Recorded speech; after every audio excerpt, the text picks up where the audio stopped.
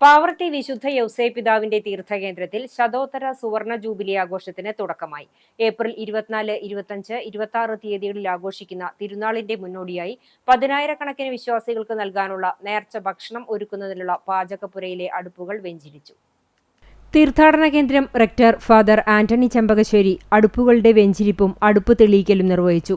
Assistant വികാരിമാരായ father Franco Fronis, Amal Chazhoor, കൈക്കാരന്മാരായ Jaison Vadukkoot, Joson K A, Joseph Leo Otty, Babu K J, കറിവെപ്പ് കമ്മിറ്റി കൺവീനർ തറയിൽ ലാസർ ജെയിംസ്, അംഗങ്ങളായ കുറ്റിക്കാട്ട് അന്തോണി സേവ്യർ, എ.വി. ജോളി, എൻ.എൽ. സാബു, ഷാജു പുത്തൂർ, വി.എൽ.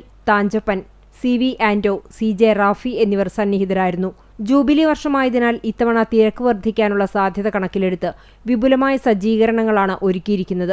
വിശുദ്ധ യൗസേപിതാവിന്റെ മധ്യസ്ഥത തേടി ജാതി-മത ഭേദമന്യേ 10,000-കണക്കിന് തീർത്ഥാടകരാണ് ഓരോ വർഷവും പാവർട്ടിയിലേക്ക് ഒഴുകിയെത്തുന്നത്. 150-ാം വർഷത്തിന്റെ നിറവിൽ നിൽക്കുന്ന ഈ ജൂബിലി തിരുനാൾ ഭക്തിസാന്ദ്രമായ ശുശ്രൂഷകളാലും വർണ്ണാഭമായ ചടങ്ങുകളാലും ശ്രദ്ധേയമാകും. നേർച്ചയൂട്ടും മറ്റ് ചടങ്ങുകളും നടത്താൻ വേണ്ട ഒരുക്കങ്ങൾ പൂർത്തിയായി കഴിഞ്ഞു എന്ന് ഫാദർ ആന്റണി ചെമ്പകശ്ശേരി അറിയിച്ചു.